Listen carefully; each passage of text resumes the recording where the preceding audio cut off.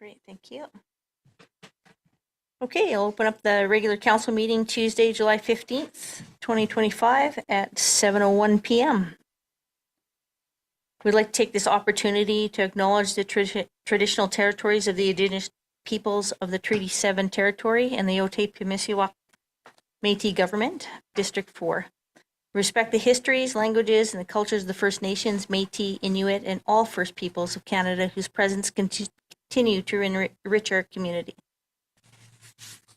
Yeah, item 2.1, are there any changes to the agenda? Can I get a motion? Through the chair, Councillor Vang. I'll make the motion that the agenda be accepted as prepared. All in favor? Aye. That's motion carried. Item 3.1, July 2nd, 2025 regular council meeting minutes. Are there any edits to those? Can I get a motion? Councillor Lambert. I'll make the motion that the July 3rd, 2025 minutes be accepted as presented. All in favor? I just want to say that was kind of a long, slow stretch up there, Terry. My God. I didn't know if you were doing yoga or reaching for your Oh. speaker. I just painted my basement, my arms. There you go. Okay. Public hearing 4.1, bylaw 2025-07, public notification bylaw. I have some opening remarks. Welcome, everyone. This public hearing is held in accordance with Section 216.4 of the Municipal Government Act. We ask that everyone turn their cell phones off and that all questions, comments be made through the chair when called upon. The public may speak in support or opposition of the application, and everyone who so desires will have the opportunity to be heard, but it will be done in an orderly fashion as directed by the chair. We ask that individuals who have submitted a letter only address council on new, non-repetitious information not contained in letters previously submitted, as your letters have already been shared with council. Each presenter, when called upon, will take their place at the presenter's table and state and spell their full name for the record. Indicate as to whether you are speaking on your own behalf or for another person or a group. Those speaking on behalf of themselves will have 5 minutes, and those speaking on behalf of a group of 3 or more will have 10 minutes, and they will only speak to and not repeat points that have already been made. You'll be prompted by the mayor when you have 1 minute remaining of your speaking time. As per Council Procedural Bylaw 2025-06, all letters received in support and opposition during the written submission period that has been shared through administration with respect to this application has been compiled and included in the agenda package. As per the Council Procedure Bylaw 2025-06, everyone in attendance during the public hearing must abide by the public hearing rules and only speak if registered, maintain order and remain quiet and seated, not carry on private conversations, and there will be no applause or interruption of speech or action of council or any other person within council chambers. If there is improper conduct, the mayor may expel a person from the meeting. The purpose of the public hearing is to provide an opportunity for the members of the public to speak to council on proposed bylaw. Public hearings are formal hearings that must follow rules and set out by provincial and local legislation and allow the public to present their views to council on the items contained in the public hearing. There is no other purpose. Okay, after the close of public hearing, council may debate the proposed bylaw or resolution in a regular or special council meeting and may pass the bylaw or resolution, make an amendment to the bylaw or resolution, or defeat it. Okay, and with that, I hereby call to order this public hearing at 7:06 p.m. The purpose of the meeting, this is a public hearing to consider bylaw number 2025-07, public notification bylaw. This request was first considered at the council meeting on June 17th, 2025, and given first reading was given and the public hearing was set for July 14th, 2025. Notice of this public hearing was posted on the Town of Crossview website and town social media sites. There were no responses received in support or opposition during the public hearing notification period, and no one has registered to participate electronically at this hearing. Okay, order of business. Lindsay Nash will be presenting tonight.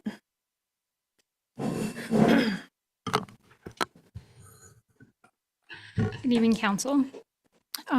The purpose of this report is to inform Council of the proposed updates to the town's public notification bylaw, including the addition of new advertising methods.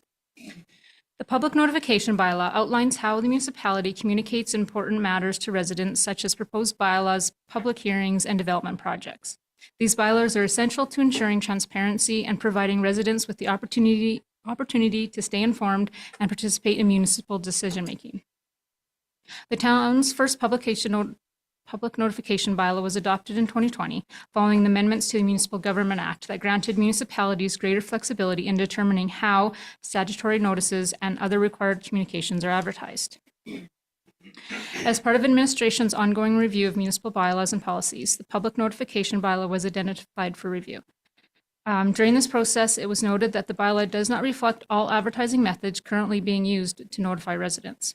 A revised bylaw has been drafted and incorporating the following key updates: minor housekeeping changes to improve clarity, an inclusion of additional advertising methods such as electronic opt-in communications, such as a town's monthly newsletter and eGov module, once that's up and running, roadside signage, and other methods as determined appropriated by the town. The revised bylaw maintains the town's website as a primary method of notification while preserving the option to advertise in local newspapers. These updates aim to provide greater flexibility and ensure a broader range of communication tools that are available to effectively reach residents. Public notification bylaw plays a vital role in ensuring residents are aware of decisions that may affect them and provides a mechanism for public input. The proposed update enhances the town's ability to communicate clearly and effectively with the community. There will be no financial impacts associated with adopting the revised bylaw. In fact, the use of electronic notification methods supports cost savings and more effective use of municipal resources. With that, I conclude my report and recommend Council give bylaw 2025-07 second and third reading. Thanks, Lindsay. Does anybody have any questions? Do we ask you questions now? No, I can't remember. Hang on. I think so. Because there's nobody. Yeah, we can ask. in opposition. Here, let's do this. I'm going to ask for anybody on either side, and then we'll come to the questions at the end. Yep. Is that fair? Yep. Okay, sounds good. So is there anybody who wants to speak from the public in favor? And again, we didn't have any written submissions, and we've had nobody register, but I think I still have to ask 3 times. So for the second time, is there anybody from the public that wants to speak in favor? And for the third and final time, is there anyone from the public who wants to speak in favor?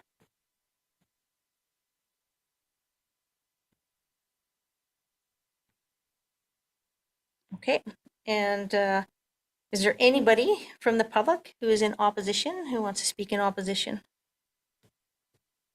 For a second time, is there anyone from the public who wants to speak in opposition?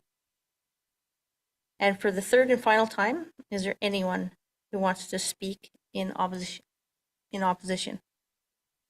Okay, without anybody there, there's no rebuttal for submissions. I think we can go into questions for you. Does anybody have any questions for Lindsay? Well, I don't have any questions, but I was happy to see the addition of the roadside signage. Great addition, and I'm also happy to know that we're not going to do just one way of advertising. We're going to do multiple ways of advertising so that people maybe who don't use computers or on the website and are still looking for a paper copy or want to call the town office or whatnot can do that. For sure. Okay, great. So any other questions? All right, let's move to the motions then. Thanks, Lindsay. All right, who'd like to make a motion? Through the chair, Counselor Gustafson, go ahead. I'll move that council accept the proposed changes and that bylaw 2025-07 public notification be given second reading. Hang on one second.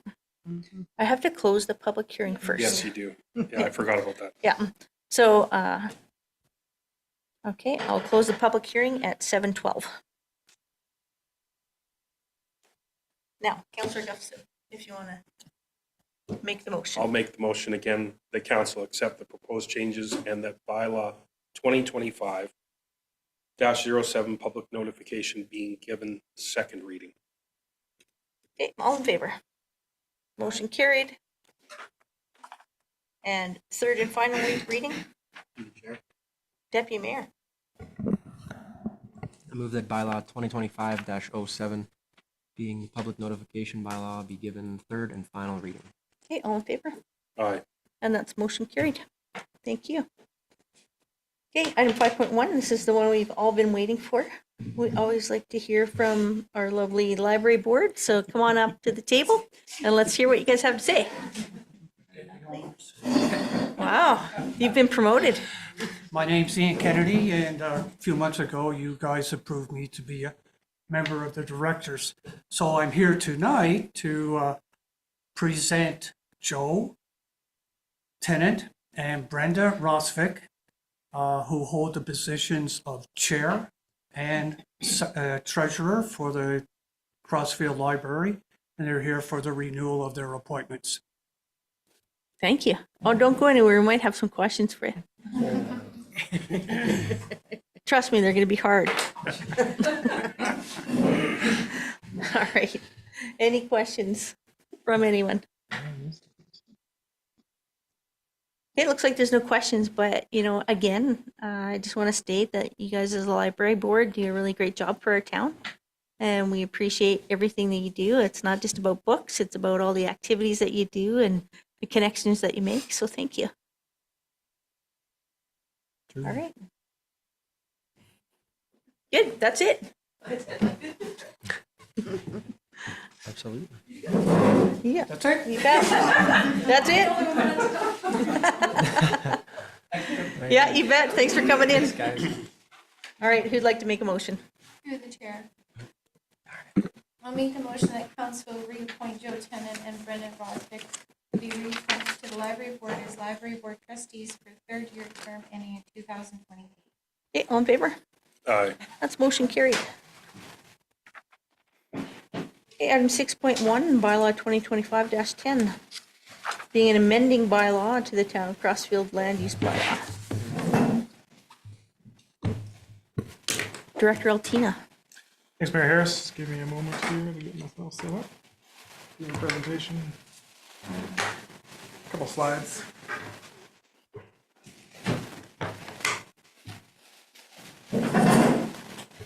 Yeah.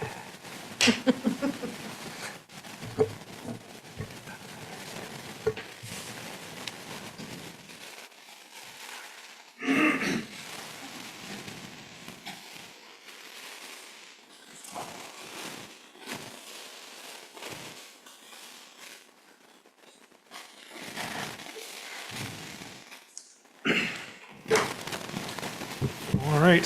Good evening, Mayor and Council. Steve Altino, Director of Infrastructure and Community Growth, here to present this item. The purpose of this report is to present Council Bylaw 2025-10 for first reading, which concerns the redesignation of a portion of Northwest 24-28-1 west of the 5th from UR Urban Reserve District to I-1 Light Industrial and Commercial District and I-2 Medium Industrial District. The proposed redesignation covering 8.18 hectares more or less, that's 20.21 acres more or less, would facilitate the phased development of an industrial park.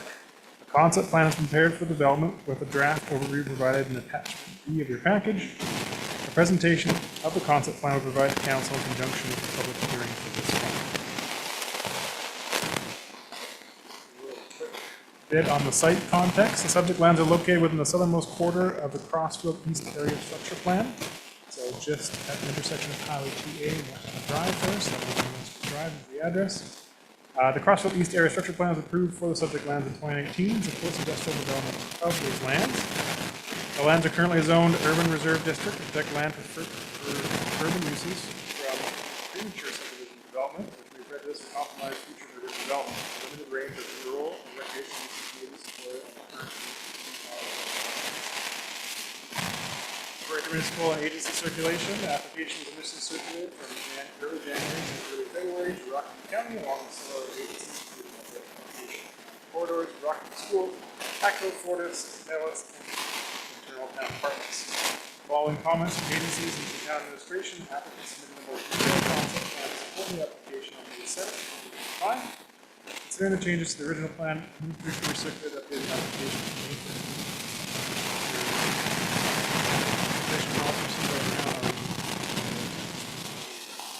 Landowners also circulated during the same time frame, and no responses were received. The development proposal itself is being proposed to subdivide 2.4 hectares, 5 acre lot northeast corner of the plan. Change the land use from UR to the industrial district by 2 for the wood pallet manufacturing. A land use change from UR, Urban Reserve District, to light industrial proposed to remain or 15 acres, but it will remain in current agricultural state until a time of future development.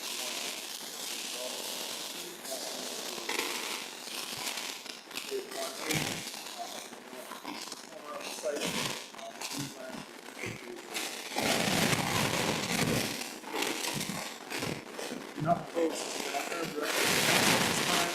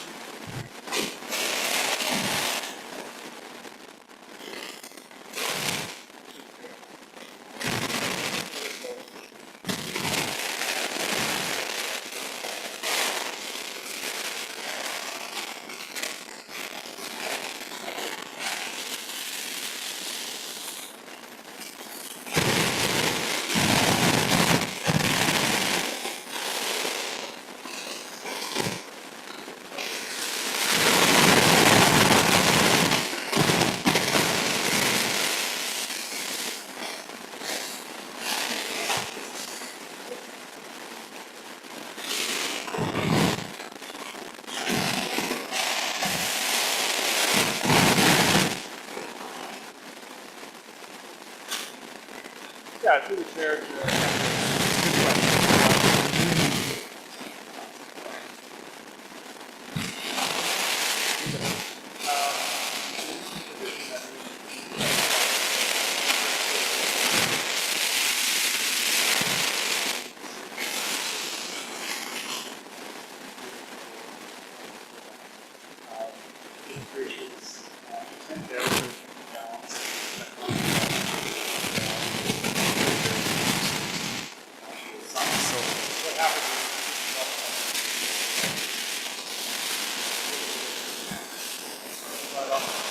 this case, this development is somewhat covered.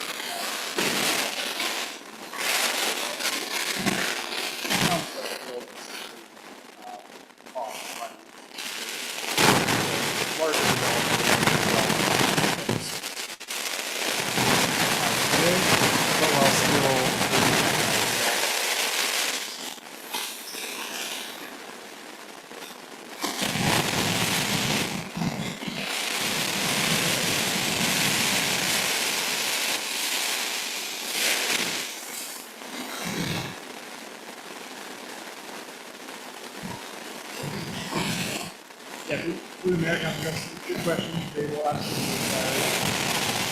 propose that. This is the authority that we are required to do.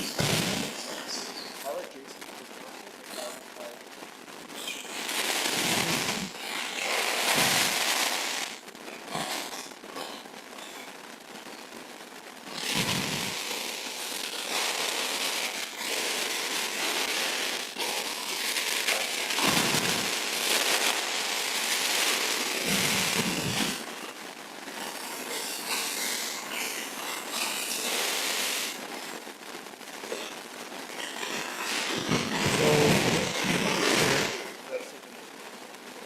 No, that's okay. So the electoral,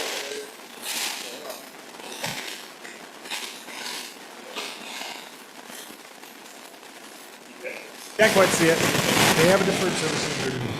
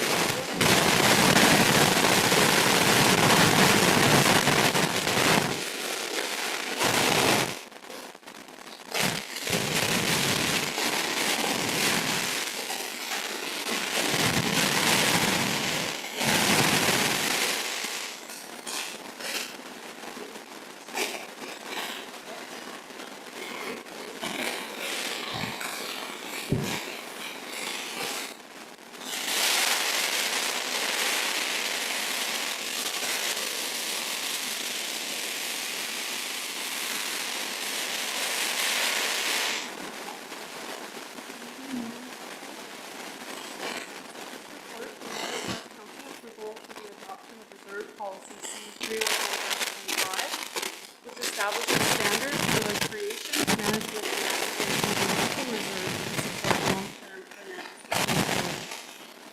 Policy C-04-25 will allow for the dedication of reserves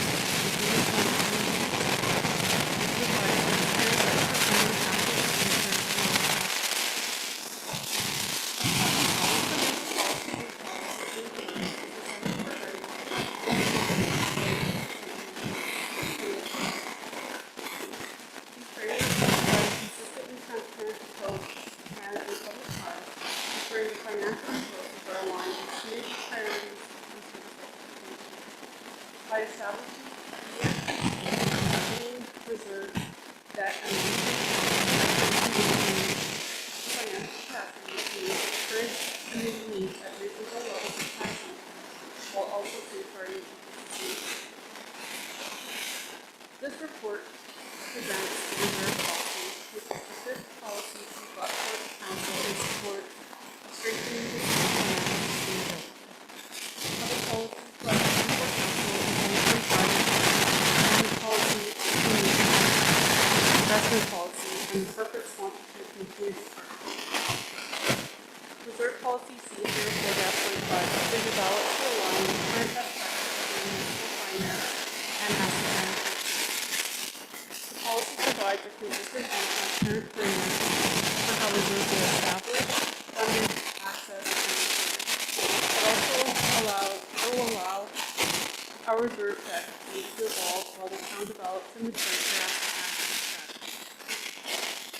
Key features of the policy include defined reserve type, operating capital and initiative, clearly articulated reserve purpose, funding source, applications, and optimal balances when applicable, integration with annual budgeting and financial reporting processes, and transparent governance with financial. Reserves have been categorized as follows: municipal stabilization and contingency. Provide funding for non-recurring one-time expenditures and is intended to soften the annual impact items such as elections or major weather events. Operating and capital expenditures. These reserves have been established to reserve unspent budget for specific capital or expenditures from one fiscal year to the next. Health and safety. To provide funds for investment accounts, employee health and safety programs, and to pay for health and safety initiatives. When necessary, this reserve can be used. Capital projects. Intended to allocate funding to specific purposes as defined in the policy. The reserve may be added to reflect.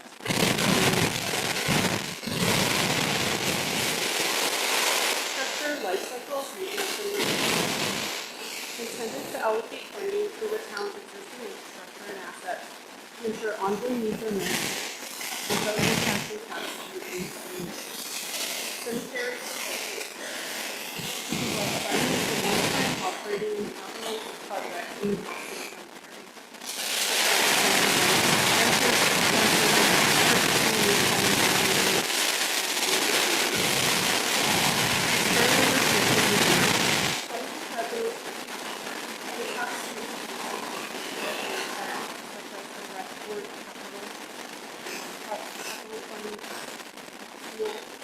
And dollar for cash to reduce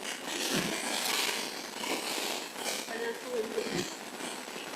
The total restricted surplus dedicated to municipal financial reserves as of December 31st, 2024 was $4,133,183.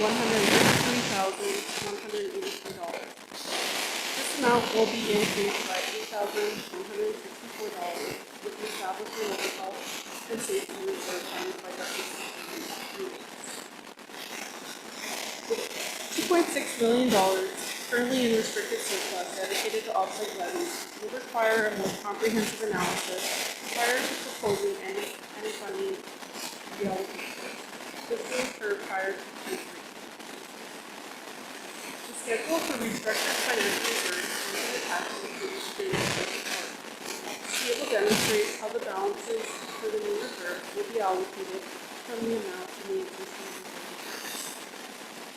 I am seeking three motions for council tonight. The first is that the reserve policy C04-15 be approved as presented. The second, that the reallocation of $4,153,183.20 from existing reserves as presented in the schedule of restricted financial reserves be approved. And finally, that $8,164.46 from deferred revenue received from the Workers' Compensation Board safety rebates and injury reduction program be transferred to the health department. That concludes my presentation, and I'm available.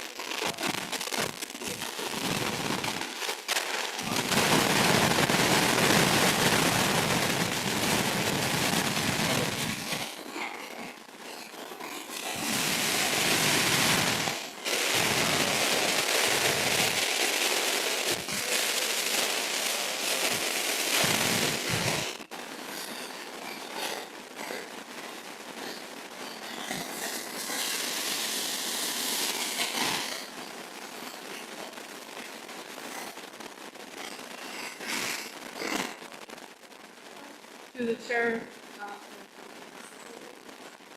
Yeah, definitely explain that question. So it kind of, the allocation or reallocation or restructuring of the funds basically is river fund policy.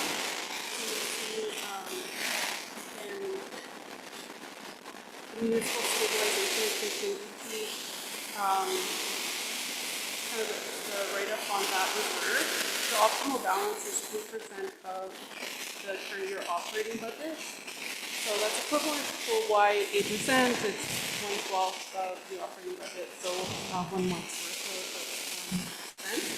And basically I took 8% of what our current year operating budget less that reserve, and that is roughly $750,000. So there was the amount in that general reserve that down. So then from there, $88,000 had previously been posted by council as a carry forward for a couple of operating initiatives that have been approved last year.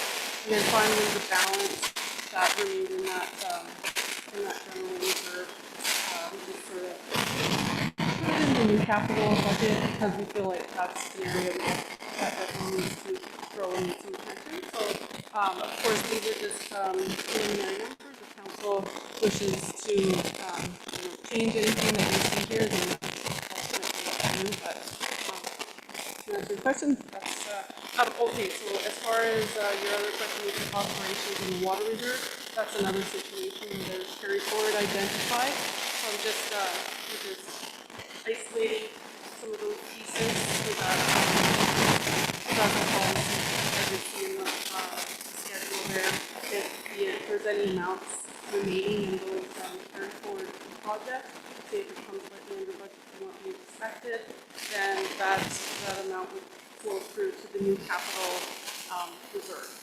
So there would theoretically always end up with a zero balance in that any capital carry forward. Just a way to kind of keep better track. I agree.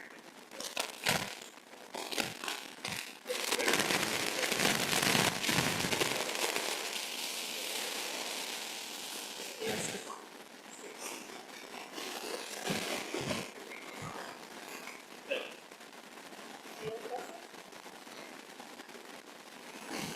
So, Amber, just for example, we're doing a fundraising for the craft coffee deal, and some innovations to.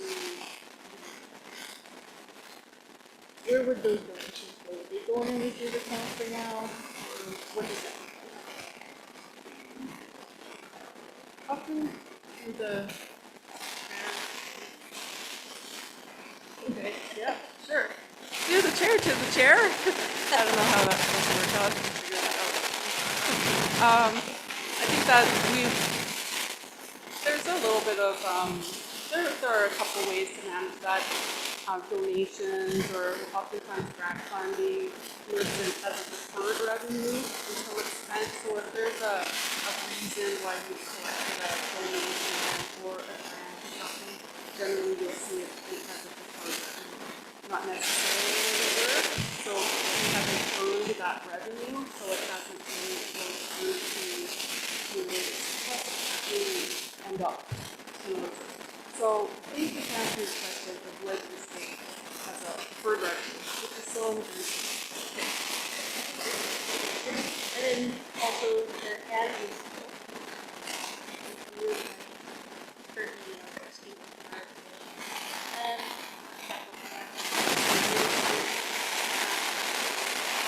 would that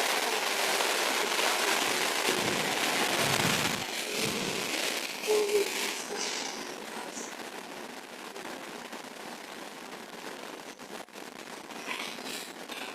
we could identify a new project reserve for implementing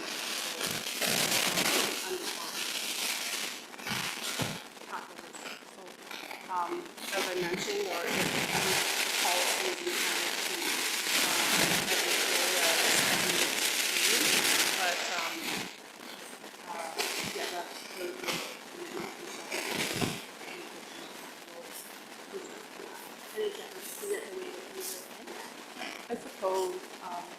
since there was an actual motion on the table, back in, approval for that,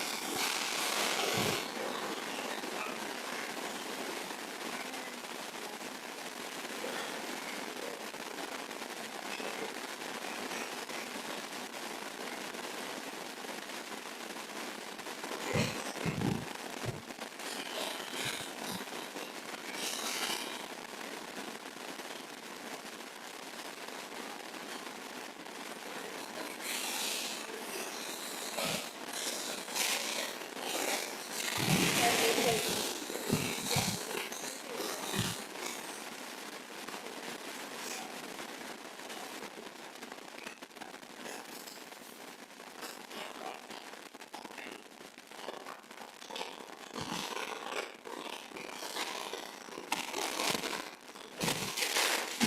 Good evening, Council. Mayor and Council, I'm here to present you with the 2026 budget survey. What is our report?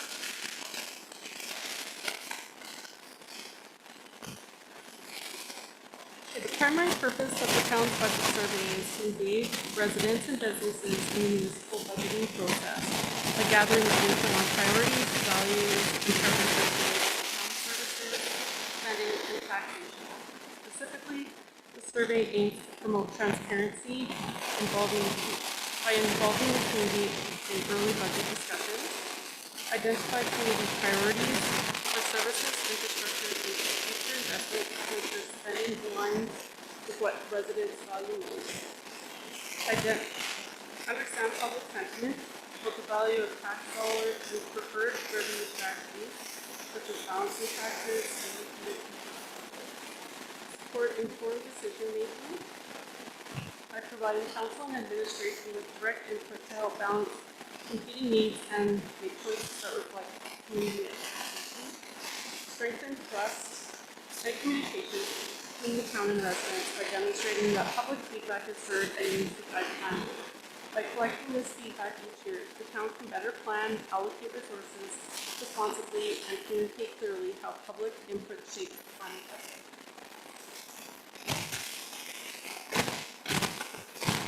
The third annual budget survey launched on May 6th and remained open until June 9th, 2021.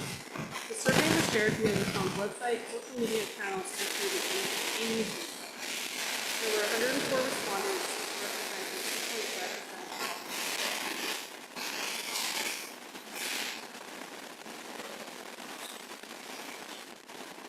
The majority of respondents to the budget survey were over the age 35. 35% of the respondents were over the age 55, 46% were between 85 and 54, and 18% were under 64% of respondents identified as female, and 30% identified as female, and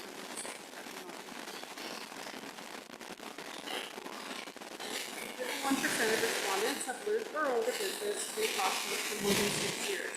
The data from 2025 is compared to 2024 to demonstrate the notable shift in respondent demographics, whereby we've seen there has been an increase in respondents in the 5 years ago, category and increases for those who have been in town more.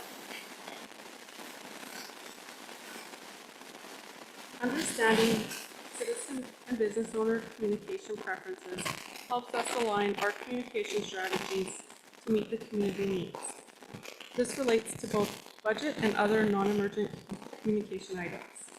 Of the communication channel options provided, those that rated the highest include social media, the monthly newsletter that is shared both digitally and provided in paper format, and the town's website. When asked if the respondents felt informed about town activities, projects, and decisions, 68% of respondents indicated they felt somewhat informed or informed. And when asked what would help respondents stay better informed about town projects and decisions, the most common response was a desire for more frequent updates through existing communication channels, followed by interest in a mobile app for town updates and notifications and improved website accessibility. The development of a municipal budget takes multiple factors into consideration, each of which help inform the resulting budget. Those factors include components such as current financial standing, economic forecasts, demographic trends, legal and regulatory requirements, capital improvement requirements, and public priorities. While each of those form part of the final budget, for the purpose of this report, we have focused on public priorities. Context on the remaining components will form part of the budget deliberation that we will commence under this head.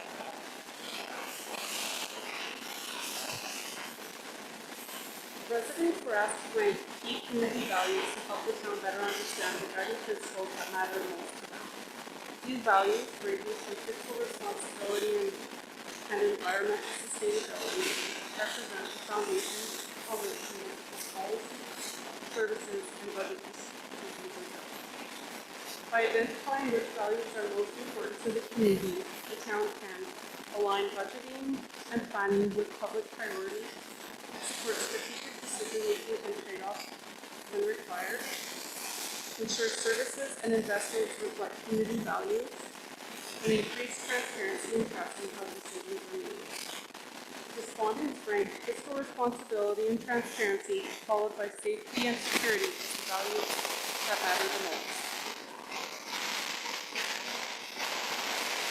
When provided an opportunity to express their wishes as it relates to adjustments to taxes, survey respondents indicated that 36% support maintaining or enhancing service levels by increasing taxes.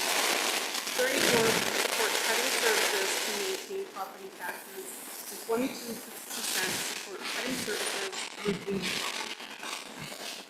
Respondents were asked to rate the value they feel they are getting, offering insight into public satisfaction with municipal service delivery and fiscal management. 32% feel the value to their tax dollars is good or very good.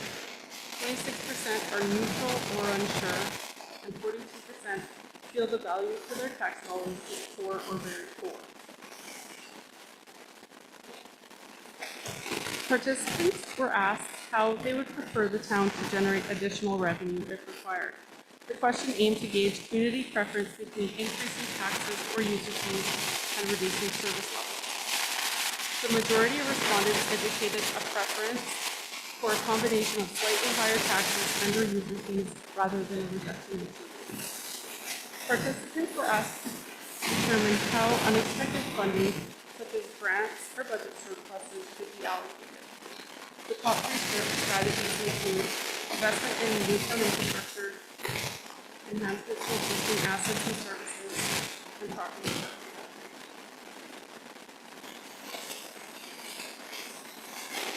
Survey results indicate that residents place a high value on core municipal services, particularly community safety, roads and sidewalks, and parking infrastructure. These areas are ranked among the most important Looking ahead, there is strong interest in continued investment in community spaces. The most commonly requested enhancements include additional parks, playgrounds, and active transportation options, as well as expanded recreational facilities. These findings suggest a desire to not only maintain but improve access to well-used, family-friendly amenities that support quality of life and accessibility. Participants were asked what would their top 1 or 2 priorities be when planning the upcoming budget. A total of 104 comments were received, with 95 distinct areas identified. The most commonly mentioned comments are summarized in this table. Key insights from the comments include feedback highlights infrastructure, roads, and sidewalks as key areas of focus, with many suggesting opportunities to improve road conditions, enhance snow removal efforts, and address needs of aging assets. A notable portion of respondents expressed concerns about affordability, the cost of living, and the value of current tax levels, emphasizing the importance of finding solutions that balance financial pressures with community needs. At the same time, many would support spending on recreation, particularly for youth, with suggestions of schools, upgraded parks, and community spaces. There is feedback regarding fiscal responsibility, with suggestions to streamline administrative overhead, reduce spending, and explore fundraising and cost recovery strategies to enhance. Specific infrastructure challenges, including sewer and wastewater, were mentioned repeatedly, indicating a growing need for upgrades and maintenance. And several respondents advocated for supporting local businesses and attracting more retail to strengthen the tax base and increase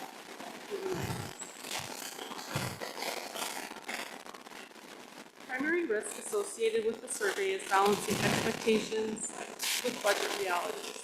Respondents may have an expectation that all popular items will be addressed in the 2026 budget, which may not be financially feasible or possible given existing resource capacity. Our best recourse to mitigate risk involves clear communication linking budget decisions to survey input.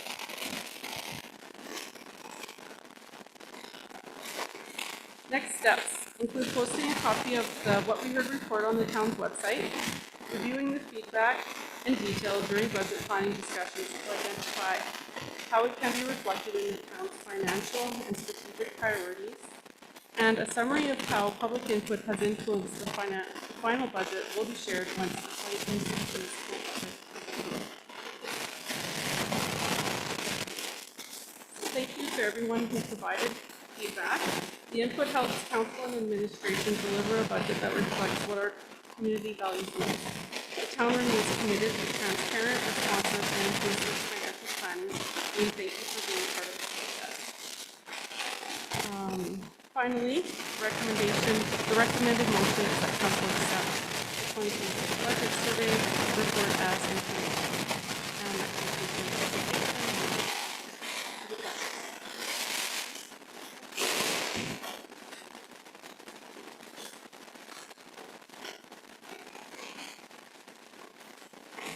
It's going to decrease your cost.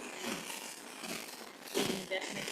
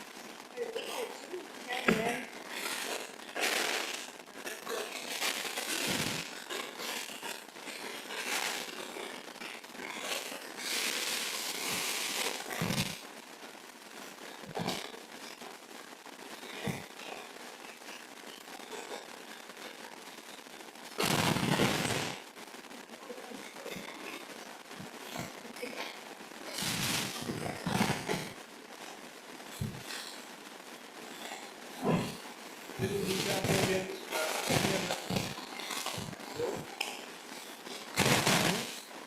purpose of the report is to put direction to council that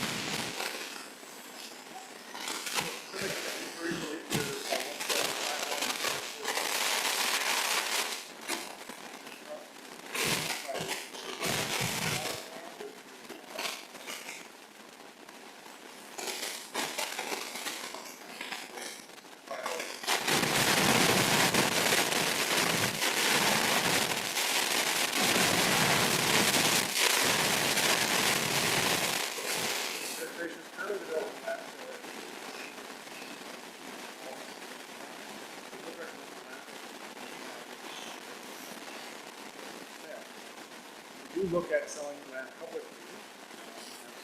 The town has to do that.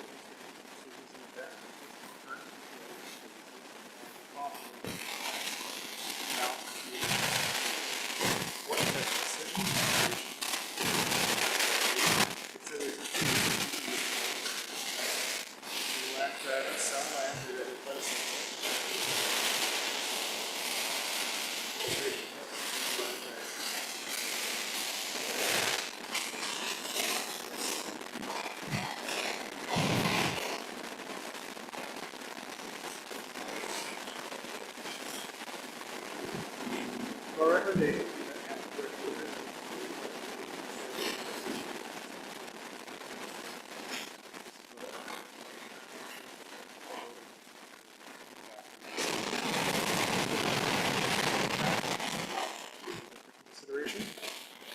Defer those requests, until after land credit is completed.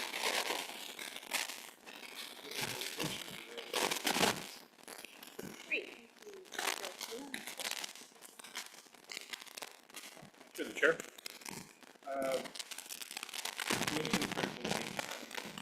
We have a strategy behind knowing what is critical for the town, or how do we decide that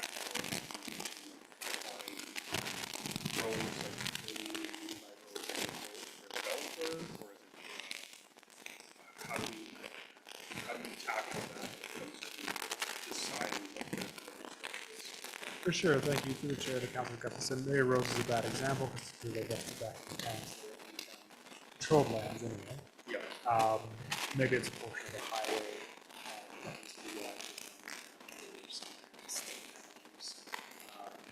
That may require some improvements onto Limit Avenue.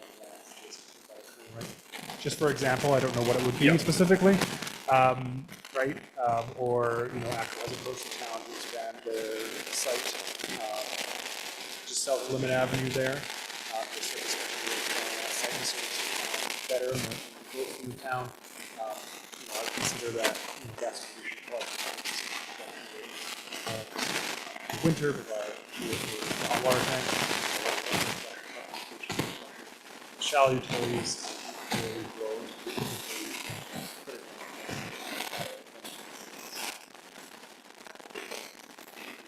And I can see that.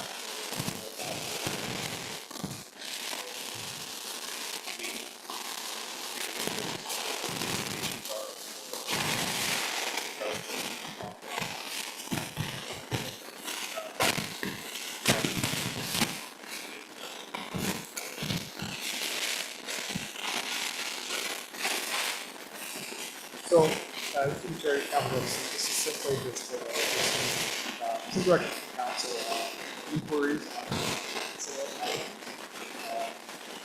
General inquiries about businesses in town.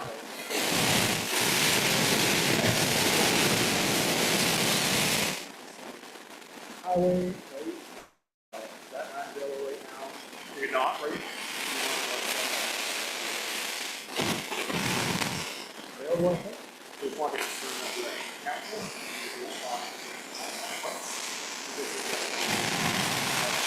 would like macro releasing, something like macro releasing first.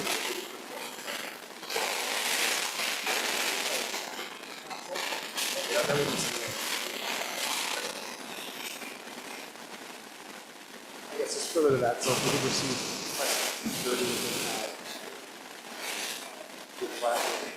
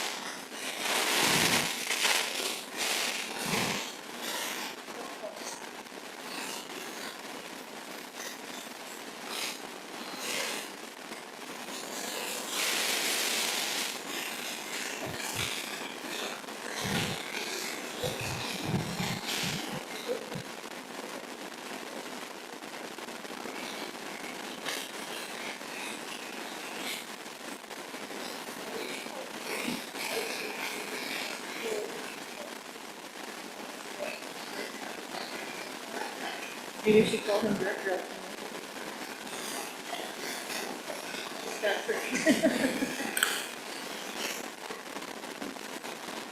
Mayor Harris, Council,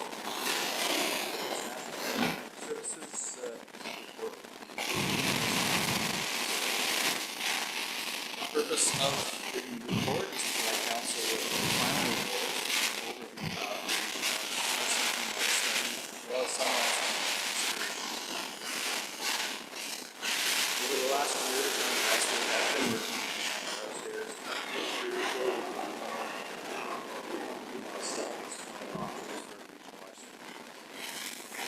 The study was conducted by MNP and was funded for grant received by all 5 municipalities in Alberta Indigenous and Municipal Peace Transition.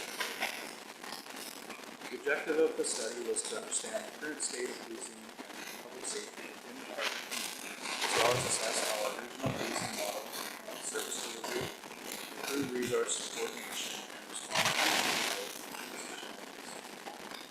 the study compared 2 options, one of them non-regional, where Crossville would continue to receive policing services from the Airdrie Provincial SCP Detachment and maintain payments consistent with the service. The study does note that, except for the town of Crossville, this model would result in a reduction in service levels for the other regional communities. Mainly because Crossville already receives 24/7 policing. We have an enhanced SCP and the Airdrie Provincial Detachment is already staffed with 60 members with additional civilians. The other model analyzed in the study is a regionalized model, which would consolidate 14 regular members, one staff sergeant, and one sergeant from existing detachments under a single command structure, providing the potential for 24/7 coverage and more proactive policing. This model would represent a significant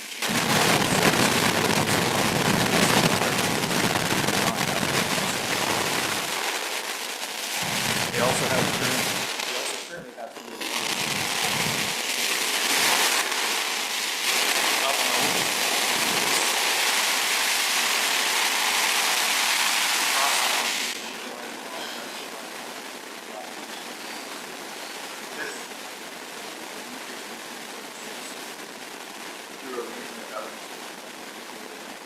Additional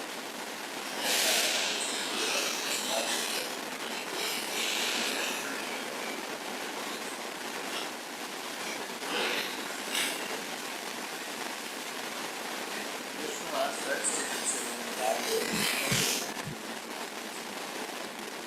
Crossfield hazard. Doing so will increase the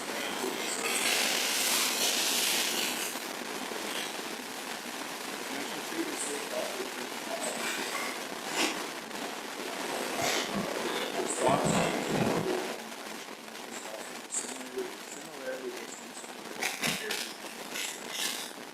currently, there is no formalized governance structure for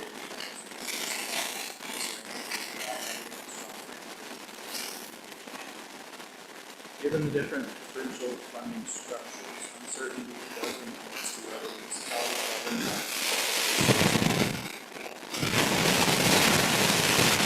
participate in the operating model.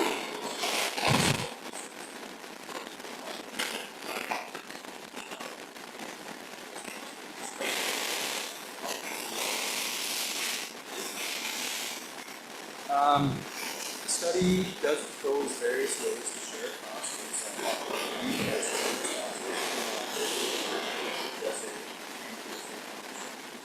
but a detailed cost sharing formula.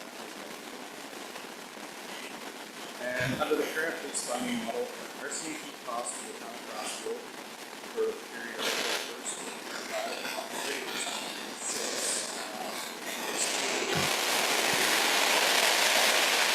depending on the cost sharing approach used in this study, what controls Crossfield's full capital costs.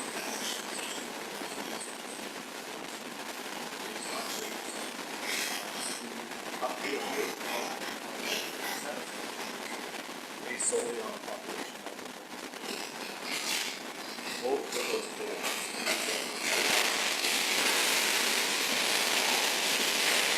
Noted in the study, the decision for Crossfield to shift away from the established service model appeared to be more complex and potential for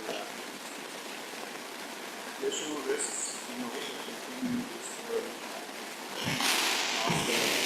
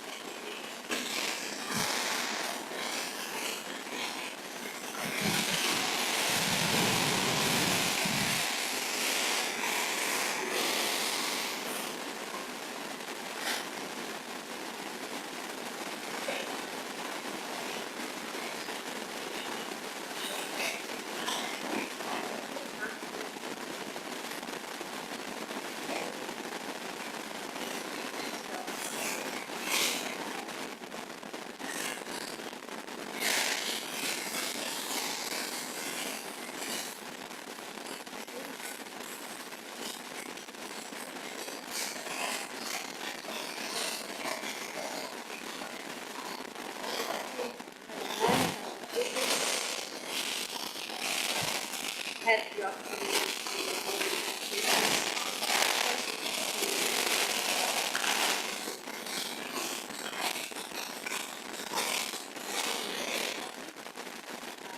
but it more attended, or showcasing what the next process does, or whatever it is, providing some help with information and the same group.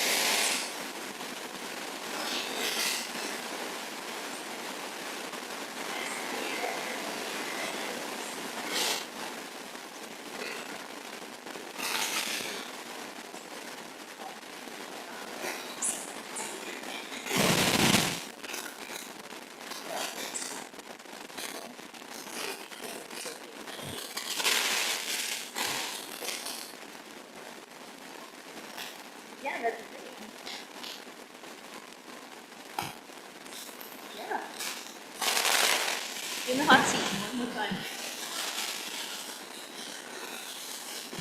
only been one. Mayor Harris, is this you? Fire truck.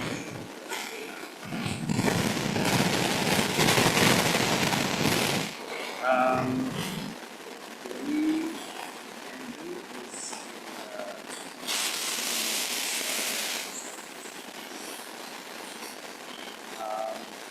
following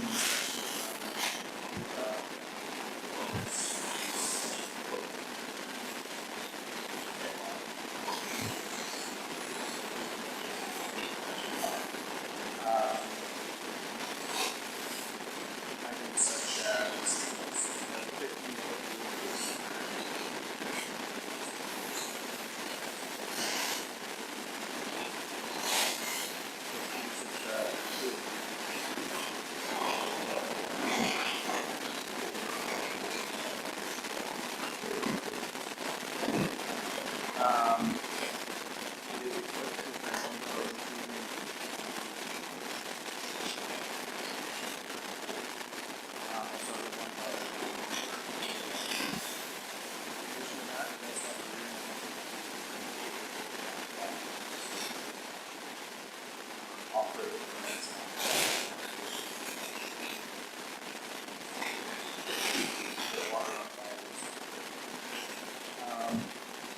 Traditionally, fire trucks can also, sorry, see item, first item, supply water pipes to access.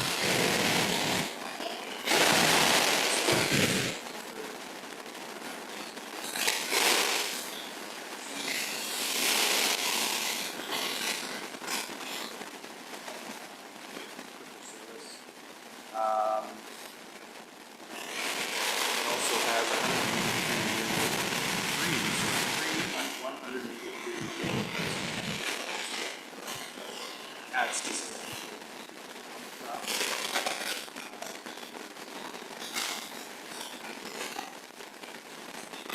And lastly, the roof equips the ability for firefighters.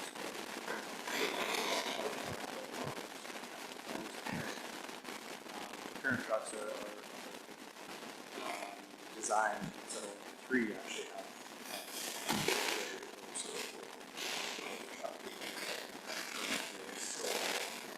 So again, having that capability is really responsible. Those are just some details that Chief Huber provided to you. Provide quicker response.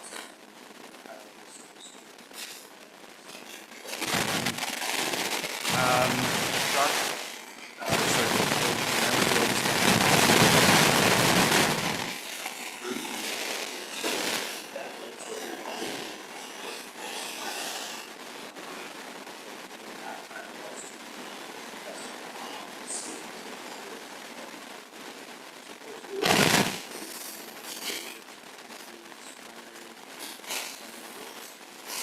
Anyway, quick update on the fire truck.